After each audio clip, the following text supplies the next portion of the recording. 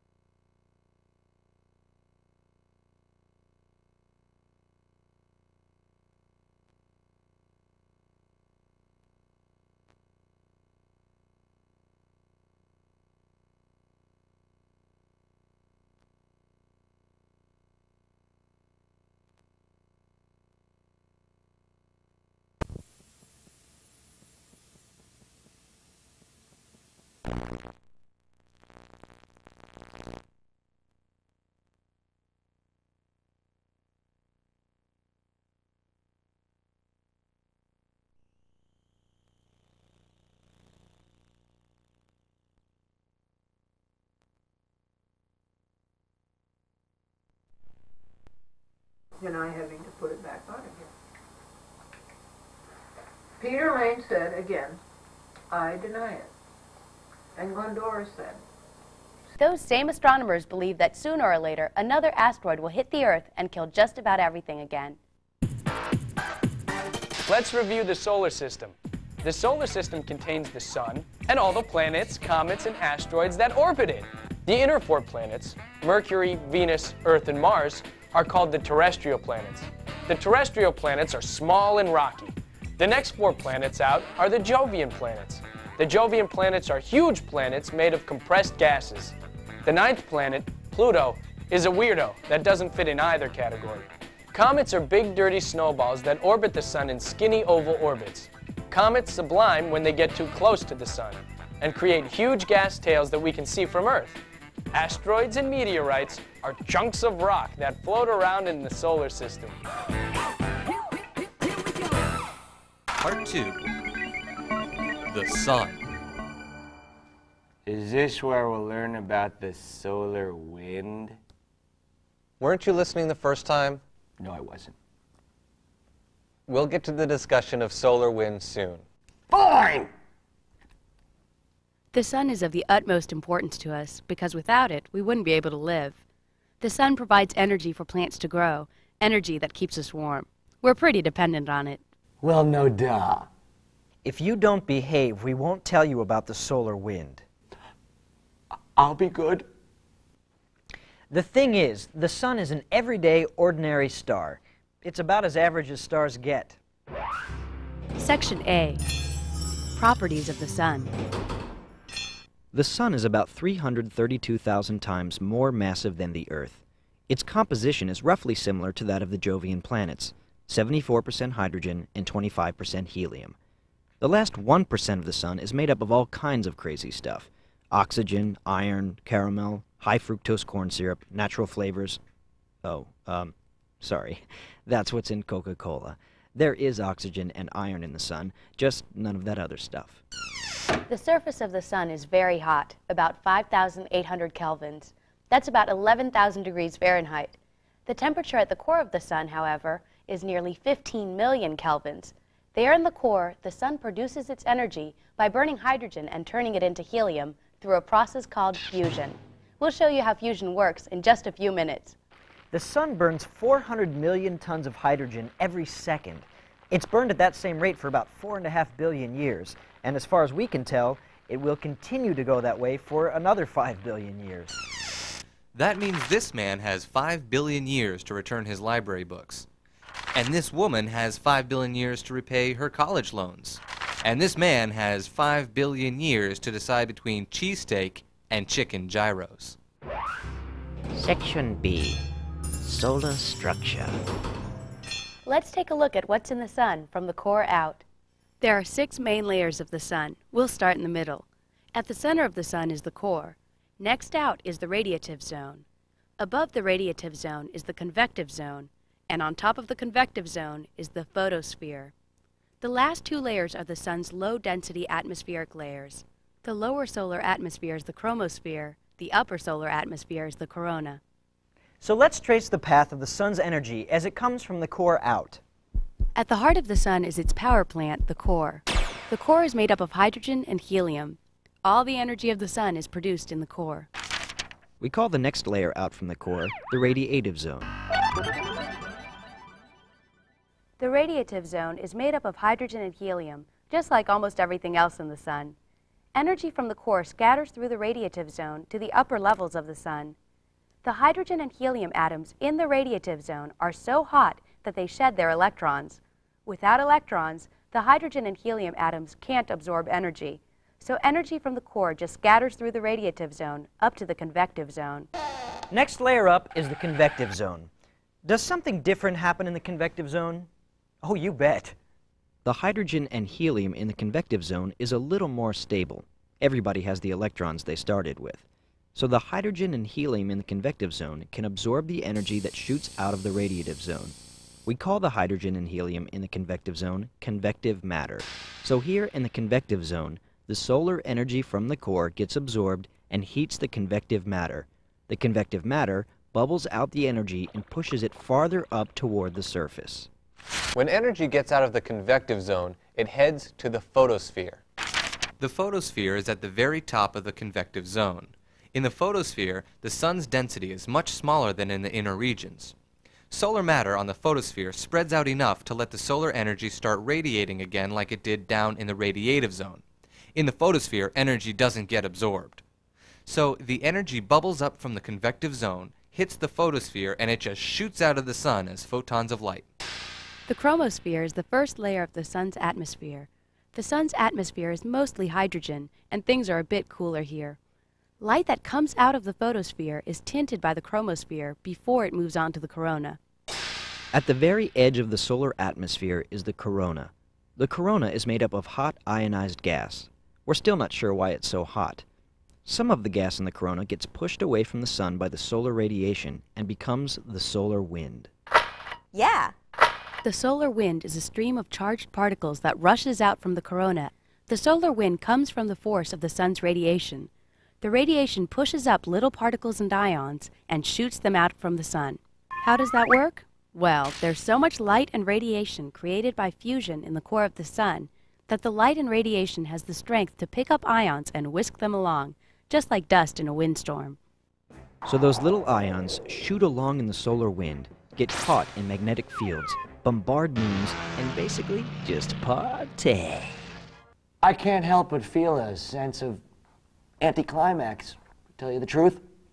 Other great anticlimaxes in history. English soldiers stormed the Faroe Islands in 1463. The English, who were expecting stiff resistance from the locals, were disappointed to find only 16 sheep and a fisherman. Section C, where the sun's energy comes from. So, how does the sun produce the energy that makes it possible for life on Earth to exist? People came up with some zany ideas before Einstein set them straight.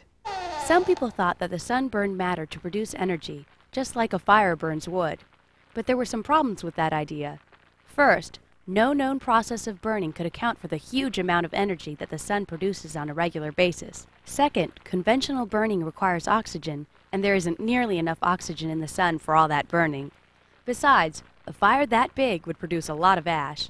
Even if the sun was an oxygen-burning fire, it would have smothered itself with all of its ash. Another idea people had was called gravitational contraction. The main idea of gravitational contraction is that as an object contracts, it releases energy.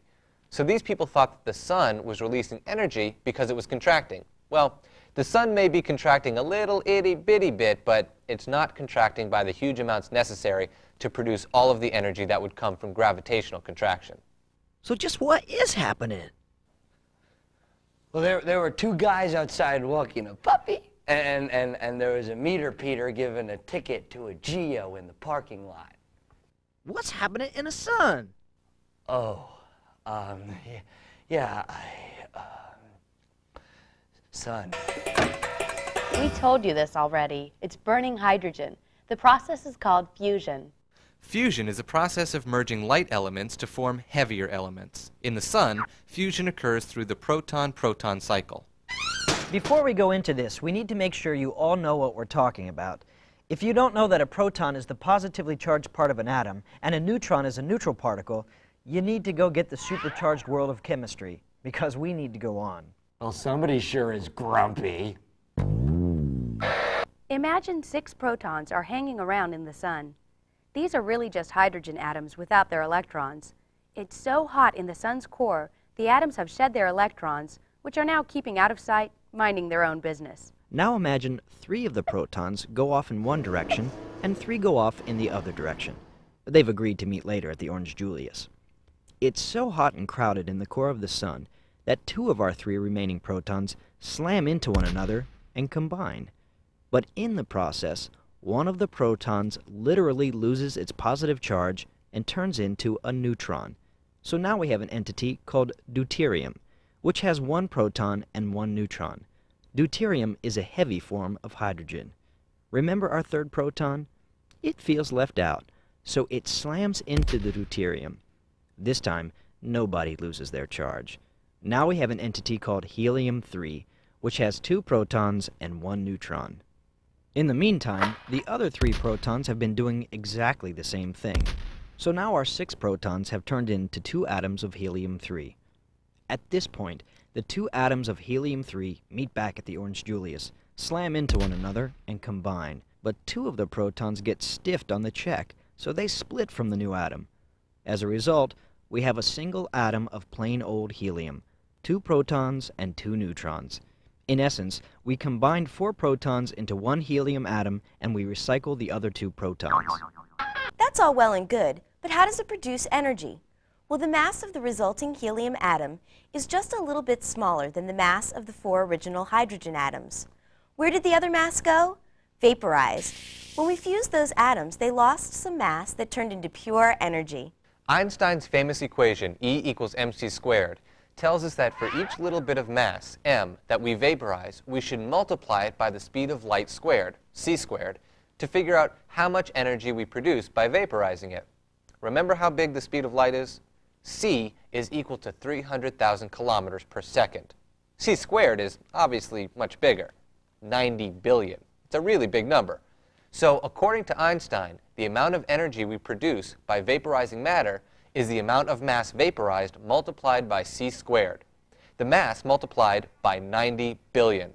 That amount of energy is absolutely huge.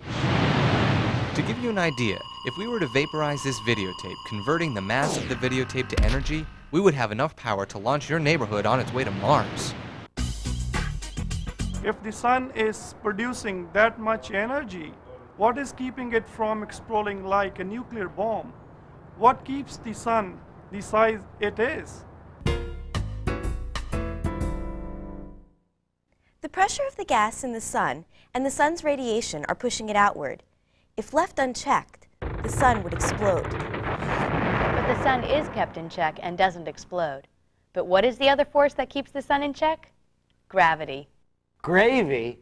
Well, that seems to be kind of an odd thing to hold the sun together. Gravy. Not gravy, gravity. I'm hungry. I like gravy. The sun's own gravity keeps it from expanding. As long as the force of the sun's radiation and the force of the sun's gravity stay equal, the sun will stay in hydrostatic equilibrium. Translation: as long as nothing in the sun changes, it'll stay about the same size.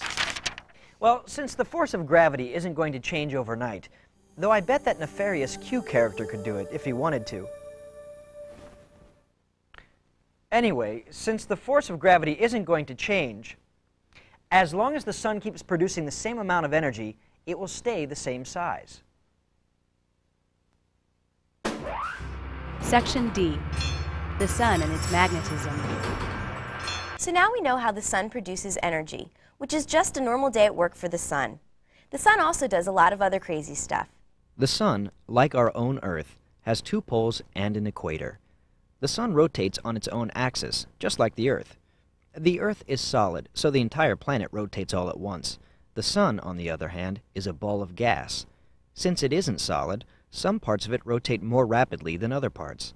The way the sun rotates is just like what happens when you stir your hot chocolate.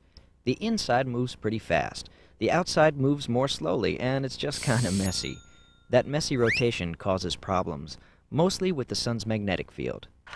The center of the sun, like the center of Jupiter, is highly compressed hydrogen that spins at a different speed than the rest of the sun. So the sun has a strong magnetic field. The Earth rotates all at the same time, so our magnetic field is pretty orderly. But the different parts of the sun rotate at different speeds. This causes the sun's magnetic field lines to get twisted like a garden hose until they are wrapped around the sun like belts, parallel to the sun's equator. Here's something you can try to give you an idea of what happens to the sun's field lines. String a rubber band between your thumb and forefinger. Grab one strand of the rubber band and start wrapping it around the other. The way the rubber band looks is the same way the sun's magnetic field looks. When those magnetic field lines get too tightly wound, they burst through the surface of the sun and cause sunspots. Sunspots are magnetic storms on the surface of the sun. Sunspots occur in pairs like magnets. One sunspot of the pair is a south pole, the other sunspot is a north pole. A magnetic field flows between the sunspots. All kinds of solar stuff like gas and particles follow these looping magnetic lines. When we see them from the side, they look like big lacy circles on the edge of the sun. We call these loops prominences. A prominence is a ring of ionized gas and solar matter trapped in the magnetic field between two sunspots. Production of sunspots seems to happen in 11-year cycles. Some people have tried to link that 11-year cycle to things that happen on Earth, but no one has really found any connection to anything. Sunspots cause fashion trends. No? What? Oh, sunspots cause warts. No. Oh. Sunspots and their prominences aren't the only magnetic phenomena on the sun. There's other stuff too. If a pair of sunspots drift together to form one big sunspot, the loop of the prominence collapses and just becomes a big jet. The ionized gas and matter that was on the prominence instead shoots out of the sun with enormous velocity. These spouts of solar matter are called solar flares. Solar flares can be so huge they reach all the way to the Earth. All that charged solar stuff messes up satellites and TV communications, and it's just a big pain. This kind of brings us to the next topic. Section E, solar-terrestrial relations. How does all this solar activity affect us on Earth? Well, when there's a storm on the sun, lots of charged particles come flying out of the sun and get carried in our direction by the solar wind. Yeah, I know, we'll learn more, you know, but hey, wait! I know what solar wind is now! You sure do. Anyway, when there's a storm on the sun, lots of charged particles come flying out of the sun and get carried in our direction by the solar wind. Some of the particles are attracted to the north and south poles of the Earth's magnetic field. Approximately 20 hours after there's a sunstorm, the magnetic particles ejected from the sun cause the beautiful aurora, or northern lights, on Earth. There are southern hemisphere aurora as well. The aurorae happen when the charged particles from the sun, caught in the magnetic field, get to spinning so fast they shoot off the ends of the magnetic fields near the poles and zoom into space. The light comes from them zipping through the top levels of the atmosphere. So let's run through what we know about the sun. The sun is an enormous ball of gas, about 74% hydrogen and 25% helium. The sun produces energy in its core through a process called fusion. Energy moves out from the core through the radiative zone, the convective zone, the photosphere, and the corona. The force of the sun's radiation is so strong that ions from the sun get pushed outward. This is called the solar wind. Sometimes the magnetic field of the sun gets messed up and creates sunspots. If a pair of sunspots drifts together, they form a solar flare, which is a big geyser of solar gas and ions. The ions from solar wind and solar flares sometimes get caught in the Earth's magnetic field and cause aurora. Well, we've reached the end of the really big world of astronomy. Well, at least for now. There's a whole universe out there, you know, but at this point, you have a good grounding in the solar system. You learned about each of the planets, the asteroids, comets, and meteors. Most importantly, you learned about the sun. Hopefully, everything is now crystal clear, but if not, you can call us at 1-800-238-9669. We have a guy who's just dying to talk to you about astronomy. And don't be afraid to use some of our other tapes like chemistry and anatomy. And we've got workbooks. Oh boy, do we. So bye. See ya. Bye. Don't forget to write. Introducing another exciting video series from Cerebellum, the award-winning Standard Deviants. Recommended by university professors and teachers across the nation, the Standard Deviants are helping students everywhere. The Standard Deviants cover all major subjects and present tough course material in an enjoyable and informative video format. Watch as the Standard Deviants help you understand today's most difficult courses, including algebra, accounting, calculus, chemistry, differential equations, English composition, finance, marketing, organic chemistry, physics, psychology, Spanish, statistics, trigonometry, and much, much more. Get started today with the Standard Deviants. Call 1-800-238-9669 to find the store nearest you, or visit us at www.cerebellum.com. The Standard Deviants, 1997 and 1998 15-time Telly Award winner for Best Educational Video. Stuff. Let's move on. Section B, the celestial sphere. When people first started looking at the sky, they imagined that all those little lights out there were hanging on the inside of a big kind of bowl. Well, not so much a bowl really, but a sphere that surrounded the Earth. Now, we call that imaginary sphere the celestial sphere. See, here's what it looks like. On the inside is the Earth, and surrounding that is the celestial sphere with the stars on the surface. Now, we know that all the stars and planets and everything are different distances from us, but the idea of the celestial sphere is still convenient for pinpointing things in the sky. To use the celestial sphere, we're going to pretend that everything in the sky is attached to the inside of this big imaginary sky ball that encloses the Earth, even though we know everything isn't attached to it. If we imagine that all the stars and stuff are attached to the celestial sphere, it's easier to visualize their position in the sky when we're looking up at it from the Earth. Here are the terms you'll need in order to understand locations on the celestial sphere. The celestial sphere has poles in the same places as the Earth. Imagine that we set up big searchlights on the north and south poles of the Earth. The north and south poles of the celestial sphere are where the searchlights hit the celestial sphere. See how they're lined up with the Earth's poles. In between the celestial poles, right on the surface of the celestial sphere, we draw an equator just like the Earth's equator. Now imagine that we draw a line from one pole of the celestial sphere to the other. It goes from the north celestial pole through the middle of the Earth and right down through to the south celestial pole.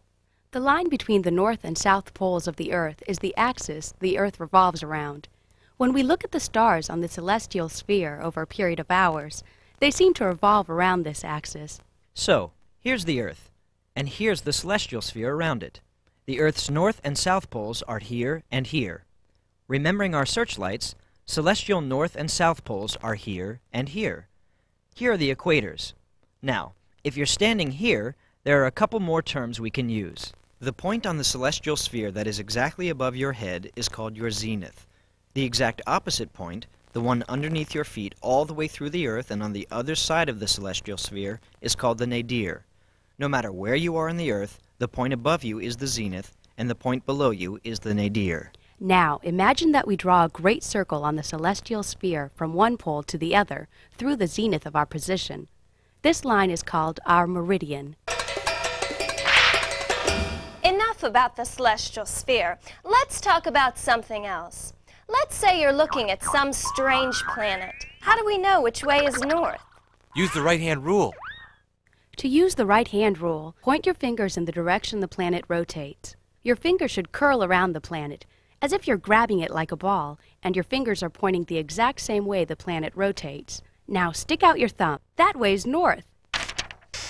I know. You're thinking, this doesn't seem to be very helpful. Well, if you're lost, it really isn't. But when astronomers look at other planets, this is how they decide which way is north on those strange and different planets. Here, try it with this guy. Curl the fingers of your right hand in the direction the planet is rotating. Okay, so the fingers of your right hand are pointing in the direction of the spin. The way your thumb is pointing is where the north pole of that planet is. Okay, so now you know how to deal with the sky and the planets. Is there anything else you need to know? Section C, other stuff you need to know to understand what we're going to tell you in the rest of the tape. Here's some terms that will come up sometimes in the tape. We'll go over them now so you won't be confused later. He's got a wrench in every star. He's Murray, the astronomy mechanic. I really hate that. Let's have a look at the first two terms you're gonna need to know. Rotation and revolution. Rotational period for a planet or moon is how long the planet or moon takes to rotate on its axis 360 degrees once around. The Earth, for example, completes one rotation every 24 hours. One revolution for a planet or moon is one cycle around whatever it orbits. You know, the moon orbits the Earth orbits the sun. So one revolution for the moon is the 29.5 days it takes to orbit the Earth. One revolution for the Earth is the 365 days it takes to orbit the sun. A revolution is also sometimes called an orbital period or a revolutional period. So remember, when you hear revolution or orbital period, it means the same as revolutional period. Rotation. Planet rotates on its axis. Revolution. Planet revolves around something else. Sometimes we'll also talk about ions. Ions, if you remember from high school chemistry, are atoms that have lost or gained electrons. Electrons are negatively charged particles.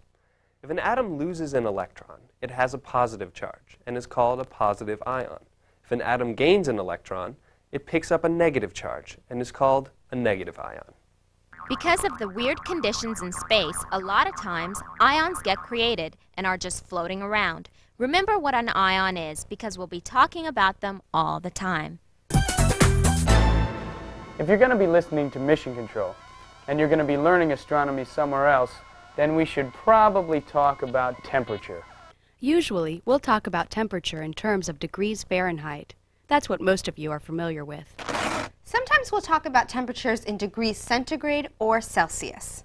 Oh, stop cheering, you crazy Canadians. To get you to think in Celsius terms, water freezes at 0 degrees. A really hot day is about 30 degrees, and water boils at 100 degrees Celsius. There's one more temperature measure we'll use, which is called Kelvin. The Kelvin scale doesn't have degrees. Its units are called kelvins. 1 Kelvin is the same size as 1 Celsius degree, but the Kelvin scale starts numbering at absolute 0, which is the coldest anything can ever be. So, in the Kelvin scale, absolute 0 is 0 kelvins. Water freezes at 273 kelvins, and water boils at 373 kelvins. Do you like chemistry? Yeah. It's kind of hard, though. Did you know your pants were unbuttoned? Yeah. How about when you have help, like from a video course review that uses humor to spice up the material? Yeah, it gets easier. Yeah. Is there anything else we need to know? Well, just a little physics and a little math, but not enough of either that we think we need to review anything. If you remember how to do scientific notation, you should be okay. If not, check some of our other tapes for review. I would suggest the Standard Deviant's Zany World of Basic Math if you need help with scientific notation. And now, we dive into the meat of astronomy. Part 2, the history of astronomy. Section A. Aristotle rejected the Pythagorean idea that the Earth moved. Aristotle said the Earth was immobile and the heavens revolved around it. Why would he think that? Aristotle reasoned that if the Earth did indeed move around the sun, we should be able to notice a stellar parallax. Huh? Here's how parallax works. If you're moving and looking at things as they go by, things closer to you seem to move faster than things farther away. A good example of parallax is driving on the highway. You're driving along and you can look at the telephone poles at the edge of the road and a building way off in the distance. As you move, the telephone poles seem to zip past, while the building crawls slowly along the horizon. You're seeing parallax. The nearby telephone poles move faster than the faraway building because the position you look at them from is changing so quickly. Aristotle never zipped around on the Autobahn, but he never had to. You can see parallax no matter how fast you're moving. It's just easier when you're going fast. So Aristotle thought about parallax and figured that if the Earth moved, we should detect a shift in position between nearby stars and faraway ones. Aristotle tried to detect parallax with the stars and couldn't. The only reason that there wouldn't be parallax was if the Earth weren't moving or if the stars were so far away you couldn't see their parallax. So Aristotle reasoned that the Earth didn't move. To Aristotle, it just didn't seem plausible that the stars could be so. Renaissance scholars used the work of Arabian astronomers when they began working on astronomy again in the 15 and 1600s. Section B, the Copernican Revolution. In 1250 AD, the King of Spain decided he wanted to know where all the stars and planets were in the sky, and where they would show up in the sky every year. So he commissioned a group of astronomers to compile a star almanac. The Spanish astronomers used Ptolemy's model of the universe to compile their observations and make their predictions. Ptolemy's model was that really complicated one that used planets rotating in smaller circles on bigger circles. There it is, that's the one. Okay, back to the Spanish astronomers. Their star almanac failed to predict anything about the sky with any accuracy whatsoever. Except, of course, that the sky would be dark during the night. Ptolemy's model was horribly complicated, and it hardly worked. And it contradicted one of the most famous philosophies of the time, Occam's razor. Kind of a weird name for a philosophy, but that's what they called it. Occam's razor stated that the best theory is the simplest one. It makes sense, doesn't it? So, Ptolemy's model was really complicated, and In 73, Nicholas Copernicus, a clergyman in a Roman Catholic cathedral, wrote a brief statement. Essentially, it said, "We live in a heliocentric solar system. The sun is the center of everything." Now, if you remember, the Catholic Church said the Earth was the center of the universe. Despite this, the Church didn't seem to care that Copernicus was announcing his belief in a heliocentric solar system. Mostly it was because his statement was poorly written and not many people paid attention to it. Besides, Copernicus was working on calendar reform, which the Church really wanted done. So they figured they'd leave him alone until he was done with the calendar. So Copernicus wrote some more. He made a whole book. In the book, he continued to argue that the Earth revolved around the sun. God would surely find a simple heliocentric universe more pleasing than the complex Ptolemaic model he wrote. Besides, Copernicus argued, the Pythagorean model with all the rotating celestial spheres wasn't logical either. What makes more sense, that the Earth revolves around the sun, or that giant celestial spheres rotate around the Earth at astronomical speeds without breaking apart? Enemies of Copernicus criticized his book. He didn't solve the parallax mystery. He couldn't explain why the Earth orbits the sun, and his model couldn't provide accurate data.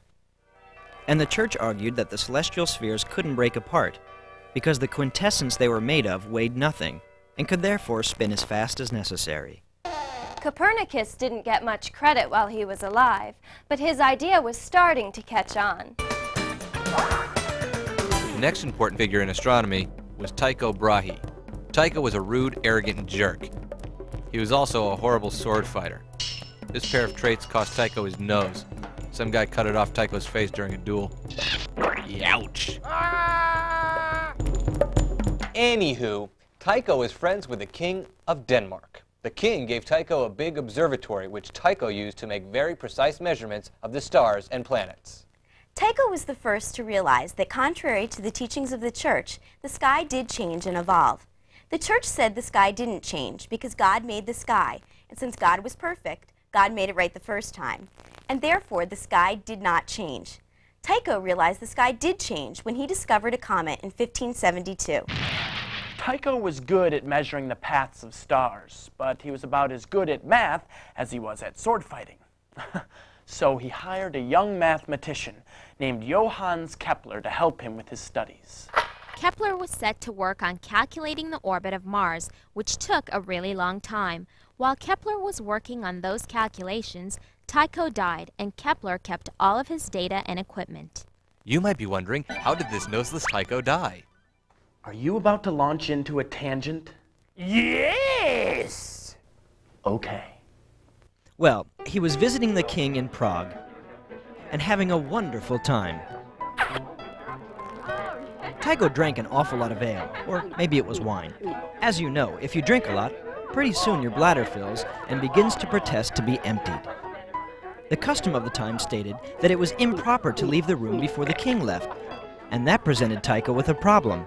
The king continued to talk, and Tycho continued to have to go. But Tycho followed the custom, and his bladder exploded, killing him. You made that up, right? No, that's true. Yikes. So when he was alive, Tycho took accurate measurements of all the stars and planets. When Kepler got all the data, it was up to him to do the math to bring things together. Section C. Kepler's laws. Kepler lived from 1571 to 1630. In this time, he used Tycho's data to formulate 3 descriptive laws of motion. He didn't explain why things worked, just how. Kepler based his studies on Copernicus's theories, but Kepler couldn't make Tycho's data match up with Copernicus's system of circular orbits. Finally, to make the math work out, Kepler realized that he would have to change the Copernican model. Kepler was able to keep the Sun as the center of the solar system, but to change the Copernican model enough to make the math work, he discovered that the orbits of the planets aren't circles at all. Planets orbit the Sun in ellipses.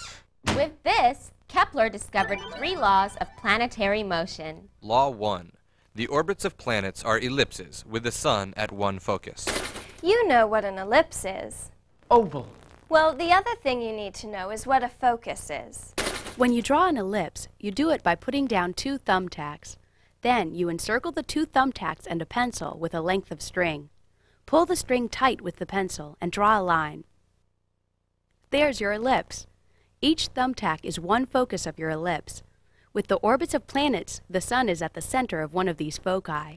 So you got that? The orbits of planets are ellipses, with the Sun at one focus of the ellipse. Law 2. The law of areas. An imaginary line from a planet to the Sun will sweep over equal areas of the ellipse in equal intervals of time. That's kind of a confusing statement. What it really means is that the planet moves faster in its orbit when it is closer to the Sun.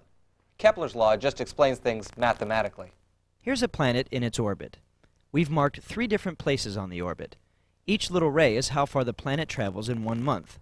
The rays are different lengths, which means the planet is traveling at a different speed at each of those little intervals. Why do we know that? Because speed is distance per period of time, and in this case, the amount of time is the same, but the distances traveled are different, so the planet moves at different speeds along its orbit. What Kepler discovered is that for these equal intervals of time of 1 month, if you multiply the distance the planet travels on its orbit, or the length of the ray, by the planet's distance from the Sun, you always come up with the same number.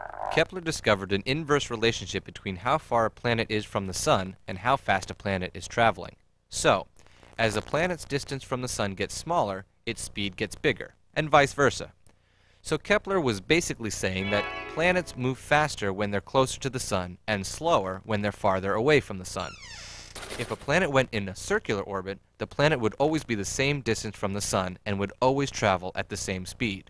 In an ellipse, though, the planet's distance from the Sun varies, and Kepler figured, so does its speed. Just remember Kepler's second law in terms of this.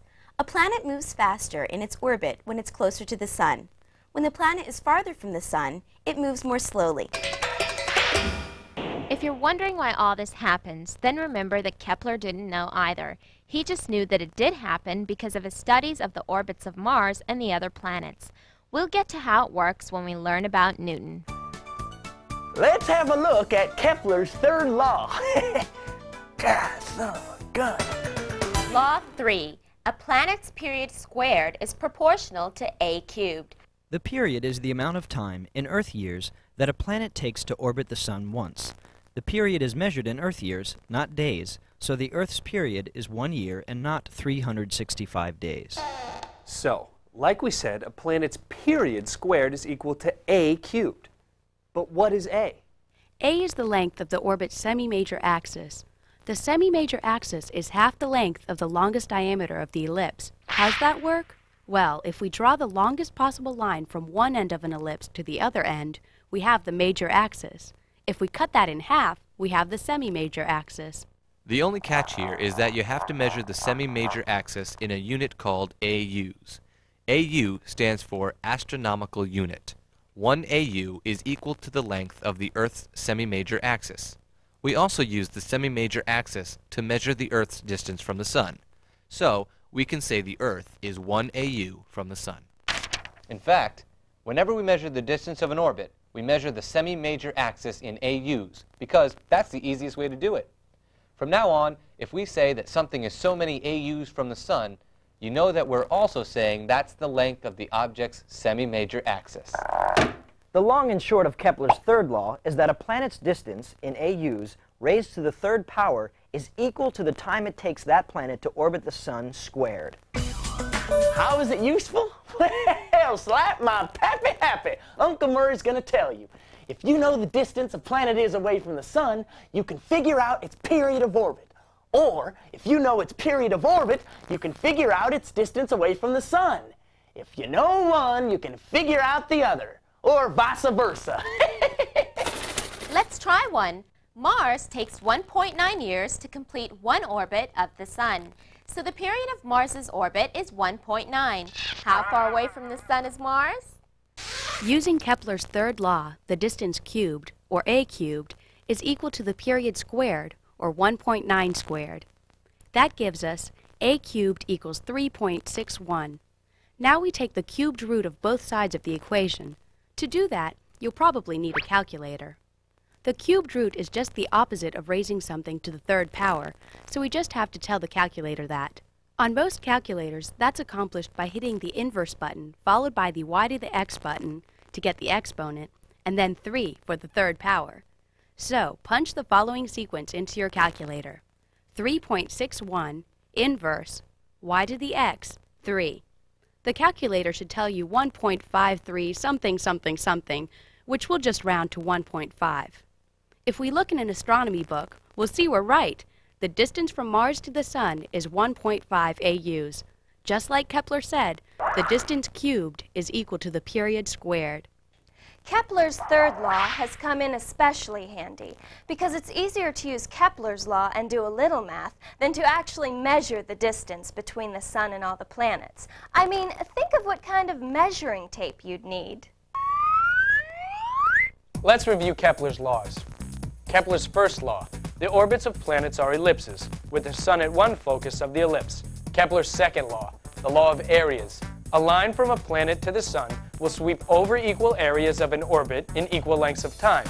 Or, planets move faster along their orbit the closer they are to the sun. Kepler's third law: a planet's period, squared, is equal to its distance from the sun, cubed, with period in years and distance in AUs. Section D, Galileo! Galileo Galilei was the first scientist to actually experiment. For Aristotle, it was good enough to reason that heavy objects fell faster simply because they were heavy. Galileo went to the Tower of Pisa and chucked things over the side. He wanted to see things for himself. Galileo had heard about a Dutchman named Hans Lippershey who invented a spyglass for looking at far-off objects, like boats. Galileo instantly realized the importance of the invention.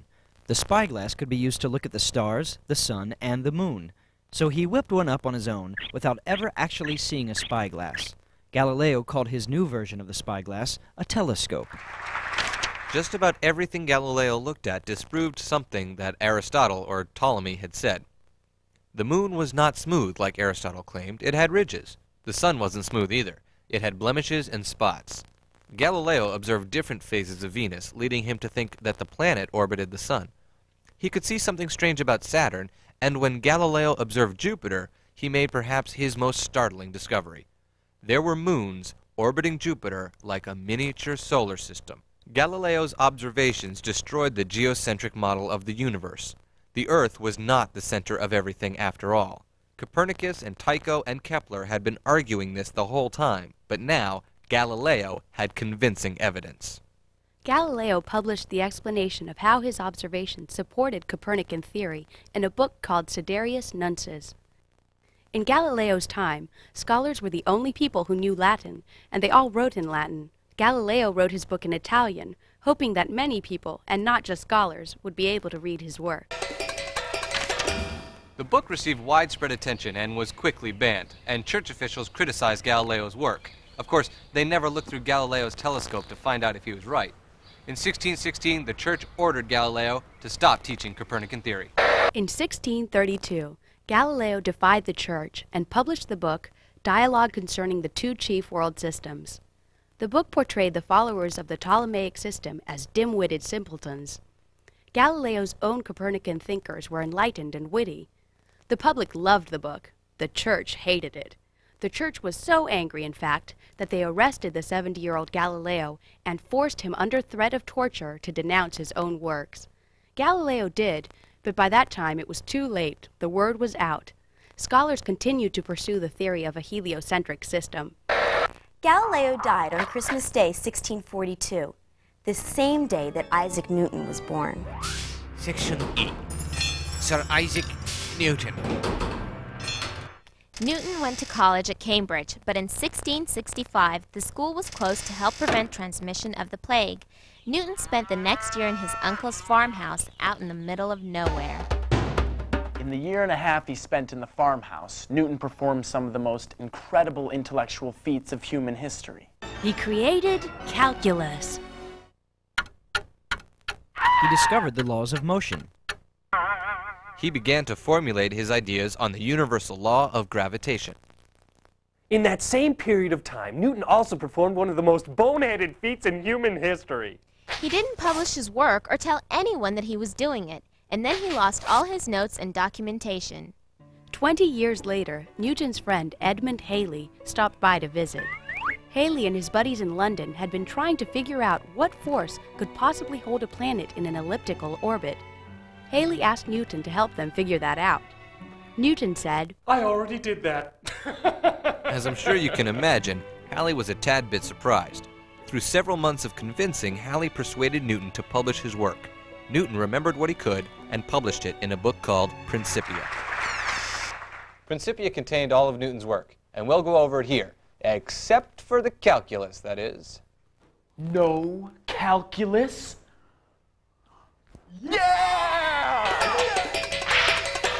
So now we'll go over Newton's work on the universal law of gravitation, the three force laws, and the spectrum of light.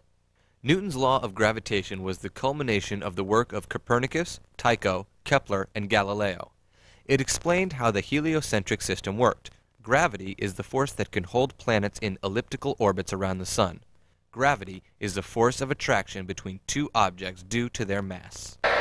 Newton's law of gravitation states that the force of gravity between any two objects in the universe is equal to the mass of the first object multiplied by the mass of the second object multiplied by a gravitational constant, all divided by the square of the distance between the two objects.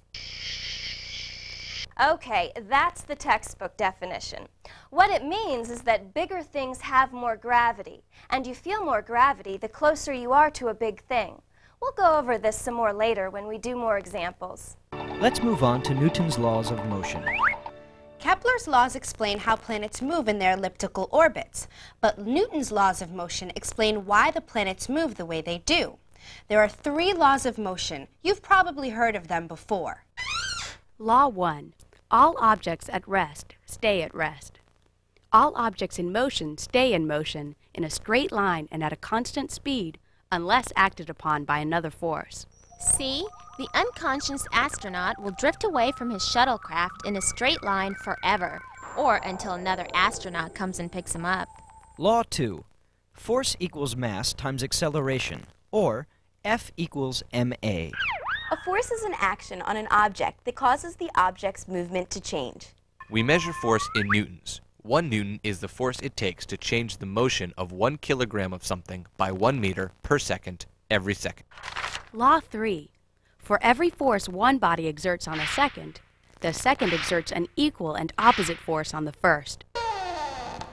Now, how do these laws explain how the planets keep orbiting the sun? Just listen. We know that Newton's law of gravitation explains how planets maintain their orbits through the force of gravity. But do you remember Kepler's second law? That's the law that says a planet moves faster the closer it is to the sun, and slower the further it is away from the sun. Well, Kepler knew that, but he could never figure out why it happened. Newton's law of gravitation and the second law of motion explain the why for Kepler's how. The law of gravitation says that the gravity between large bodies increases as those bodies get closer together. So as something really big, like the sun, and a planet, like the Earth, get closer together, the gravity, the force between them, increases. And Newton's second law of motion says that force equals mass times acceleration. Well, the planet's mass isn't going to change, so if the force goes up, the acceleration goes up and the object goes faster. So the closer a planet is to the sun, the faster that planet will travel, and vice versa. Newton explained Kepler's how. With a little calculus, Newton was able to derive all of Kepler's laws. Newton was also the first person to understand the spectrum of visible light. Newton found that if you shine a beam of light through a triangular piece of glass called a prism, the light is refracted or bent. Some of the light gets bent more than the other light, so the beam that comes out of the other side is broken up into different colors, just like a rainbow. We call that rainbow of light a spectrum. It looks like this. A spectrum goes from red to orange to yellow to green to blue to indigo to violet. Remember that. Red, orange, yellow, green, blue, indigo, violet. If you have more than one spectrum, you call them spectra.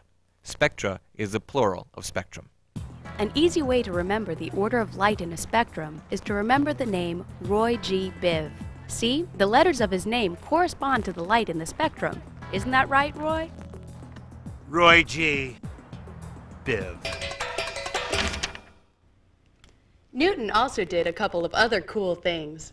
He invented the first reflecting telescope, formulated the laws of reasoning, and probably a bunch of other stuff that he didn't tell us about. Let's go on and learn about other stuff. Like how the government's trying to conceal the existence of people from Rhode Island? No. Stuff like gravity. That's even more insidious! Part 3. Gravity. To understand how things work in space, you have to understand gravity, the force of attraction between two objects. What Newton's law of gravitation means is that any two objects feel gravity pulling them together. But how much gravity they feel is determined by how much mass they have and how close the objects are to each other. Section A, the universal law of gravitation. We're going to warn you, this equation has a weird thing in it called a gravitational constant. Don't freak out. It'll be explained to you. As we explained just a second ago, Newton's universal law of gravitation is F, the force of gravity, equals G, the gravitational constant, multiplied by m sub A, the mass of the first object, multiplied by m sub B, the mass of the second object. Divide all this by d squared, the square of the distance between the objects. The gravitational constant is equal to 6.67 times 10 to the negative 11th power. The gravitational constant is a number that gives the strength of gravity in a general sense. Use it every time you're calculating the force of gravity between two objects. The gravitational constant never changes, so you might as well just memorize it. 6.67 times 10 to the negative 11. Hi. I just want to let you know that if you're using meters, kilograms, and seconds, the gravitational constant is 6.67 times 10 to the negative 11th. If you're using different units, the gravitational constant is different. So keep it simple for yourself and use meters, kilograms, and seconds. When Newton figured out the law of gravity, he had a feeling that there should be a gravitational constant, but he couldn't measure it. It wasn't until the last century or so that we've been able to measure the gravitational constant. But now we know, right? 6.67 times 10 to the negative 11th. Okay, now that we know what G is, let's get reacquainted with mass. Mass is a measure of how much matter something has. Don't confuse mass with weight. Weight is a measure of the force of gravity on an object. Your weight changes from planet to planet and even changes as you move around the Earth. Your mass, however, stays the same. Example time! Let's determine the force of gravity between the planet Zot, home of the Galactic Space Rangers, and the Armageddon, giant battlecruiser of the evil Pork Brothers. Zot is a lot like Earth and has a mass of 6 times 10 to the 24th kilograms. The Armageddon is a huge ship. Its mass is 5 times 10 to the 6 kilograms. They're kind of close together, about 1,000,000 meters. Here's how we'll set up the equation.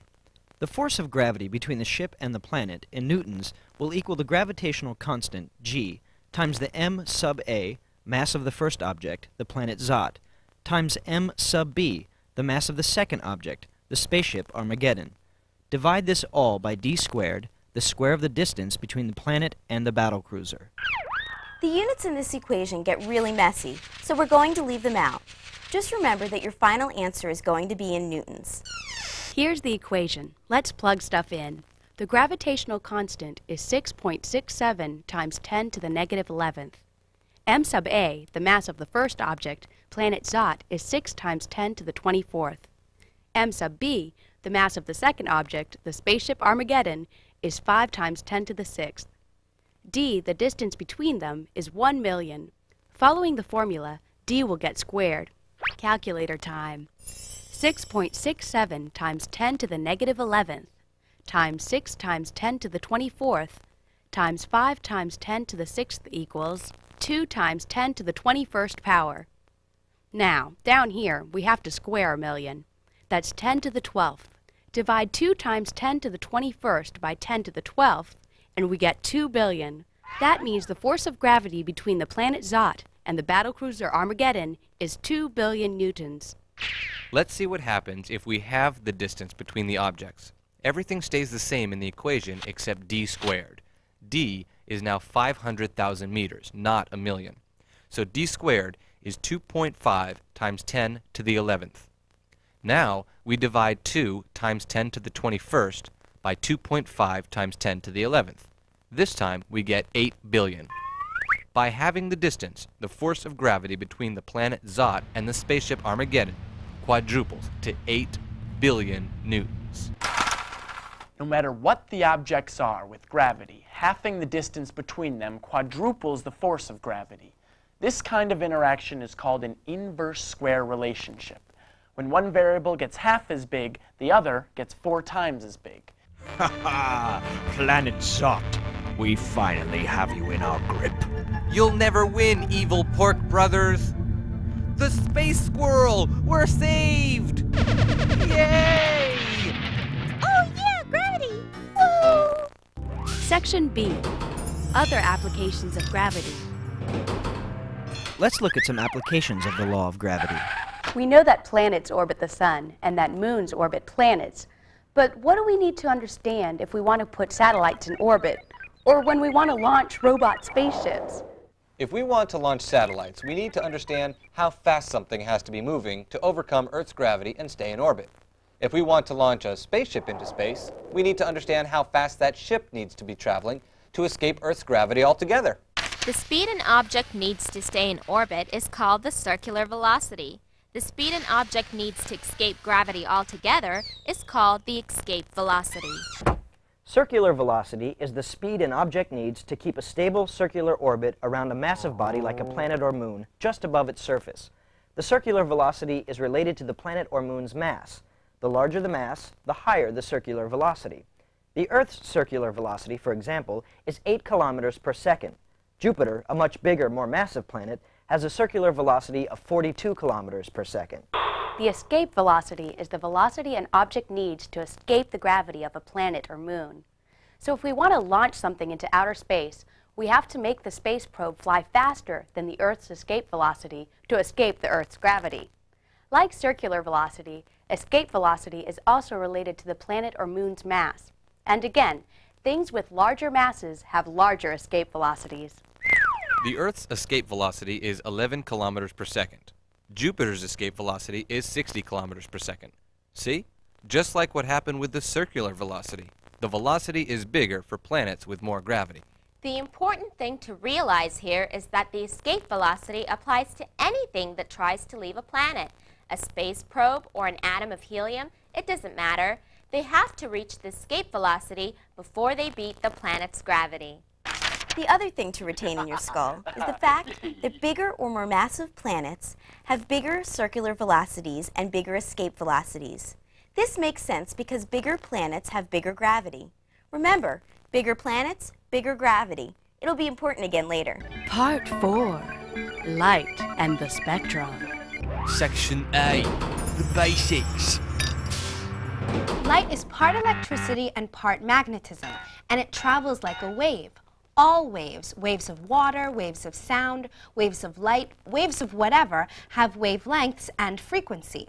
Because light travels like a wave, we can measure the wavelength and frequency of light.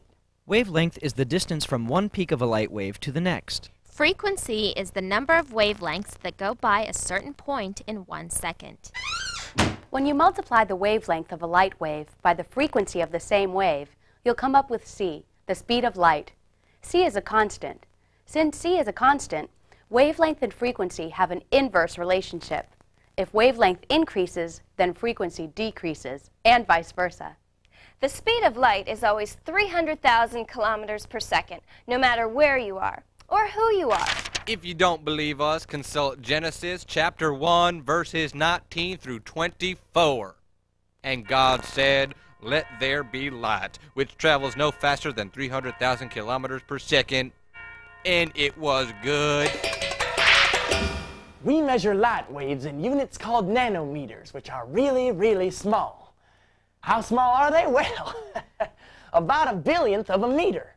A violet light wave is about as long as a bacteria.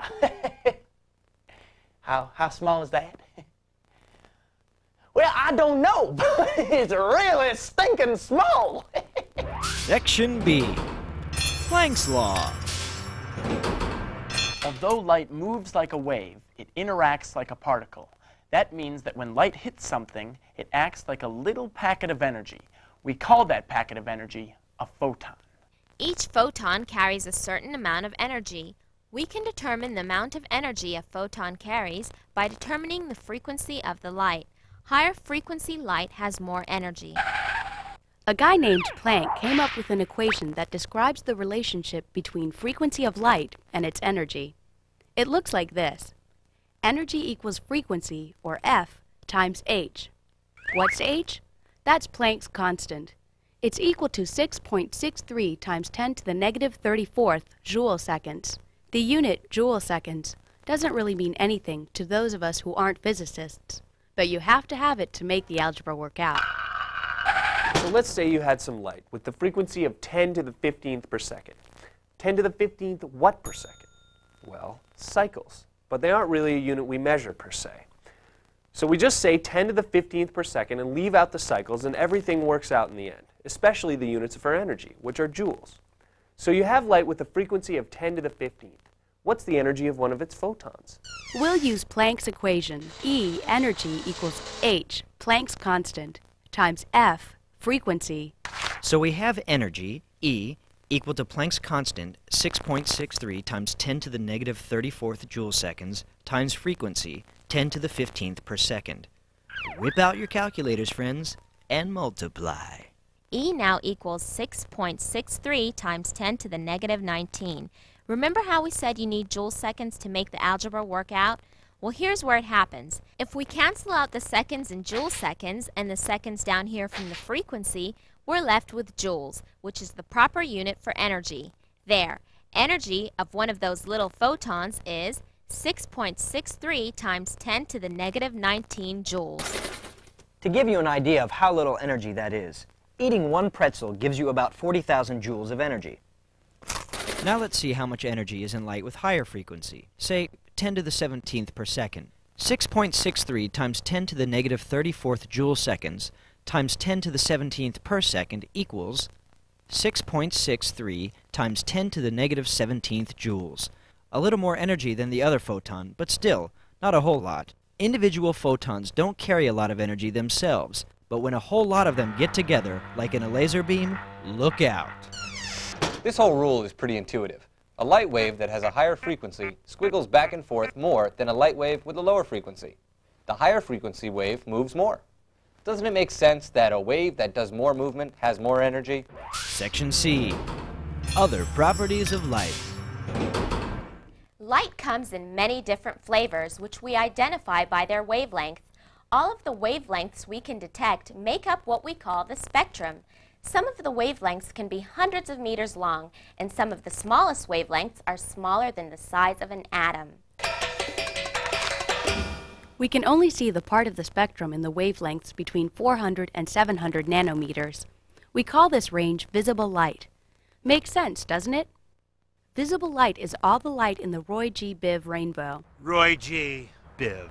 But there's a lot more light out there radiating around us than just our familiar visible light. The entire spectrum starts with gamma rays, which have the most energy and the smallest wavelength. Then, going down in energy, we have X-rays, ultraviolet light, visible light, infrared, microwaves, and finally, radio. Gamma rays have the highest frequency of all light, and so their wavelength is really small. But remember what we said about frequency. Higher frequency waves have more energy. Gamma waves are so small and have so much energy, they can bust through just about anything. Ultraviolet rays are the ones that cause sunburn. Luckily, we still have enough of an ozone layer on the Earth to prevent the ultraviolet rays from cooking us.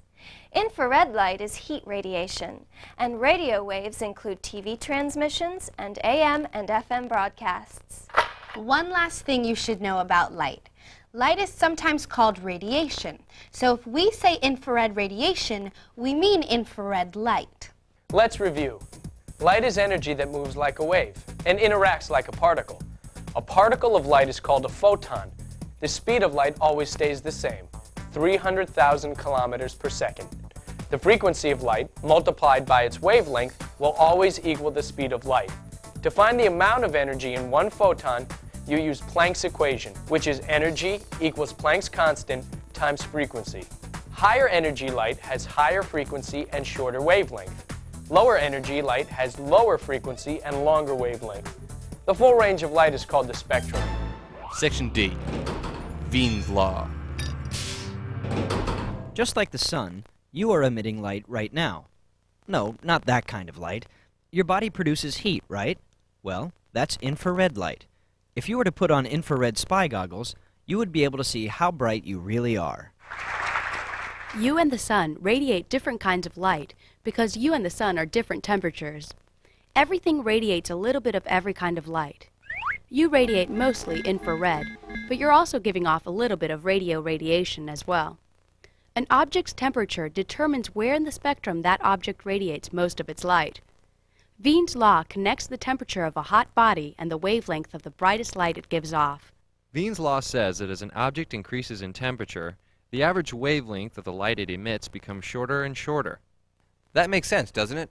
If we can imagine that everything emits light, then things that have more energy and thus a higher temperature will emit light with higher energy. And remember, higher energy light has higher frequency and shorter wavelength.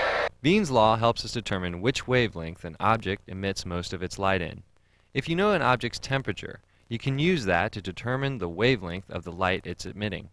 According to Wien's law, the wavelength of emitted light, lambda, is equal to 0.0029 over T, the temperature of the object in kelvins. So let's try one. We'll use a nearby star that we're really familiar with, which has a temperature of about 5,800 kelvins. This star emits light all over the spectrum, but we want to know in which wavelength it gives off the most light. Let's use Wien's law to find out. Wien's law says that lambda, the wavelength of emitted light, is equal to 0.0029 meters over the temperature of the light source. The temperature of our star is 5,800 kelvins. Plug that into the equation. Lambda equals 0.0029 over 5,800. Punch that into the calculator, and we get 5 times 10 to the negative 7th meters. Our answer is in meters, which is okay, but nanometers is an easier measurement for wavelength. 1 meter equals 10 to the 9th nanometers. To convert meters to nanometers, multiply 5 times 10 to the negative 7th meters by 1 nanometer over 10 to the negative 9th meters. Meters cancel out, so now our answer is 500 nanometers. Final answer, 500 nanometers. If you can hear that shuffling in the background, we're getting out a little spectrum sheet, and we see the wavelength of 500 nanometers corresponds to yellowy white light, just like the sun. So, guess which star we were talking about? The sun!